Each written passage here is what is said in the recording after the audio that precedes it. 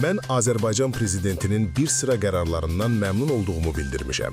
Taxıl və dizel yanacağı Azərbaycan ərazisindən Ermənistana gəlir və yollar açılır. Düşünmürəm ki, buna görə Azərbaycanı tənqid etməliyik. Unikal xəbər verir ki, Ermənistan Respublikasının baş naziri Nikol Paşinyan jurnalistlərlə keçirdiyi brifinqdə bildirib. Yeni il müraciətimdə dedim ki, Qarabağ bizim deyil, onun bizim olması barədə söhbətlər yersizdir.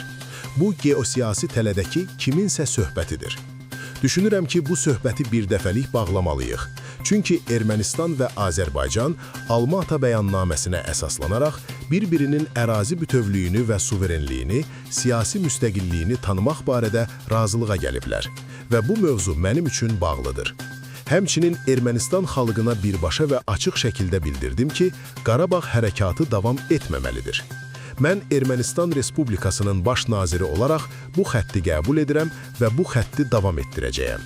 Vətəndaşlar mənim yanıldığımı, bu siyasətlə razılaşmadığımı düşünürlərsə, onları inqilab etməyə çağırıram. Düşünürəm ki, heç bir ölkədə xalqı inqilab etməyə çağıran baş nazir olmayıb. Xalq inqilab etmədiyinə görə biz bu siyasəti davam etdiririk, deyə o qeyd edib.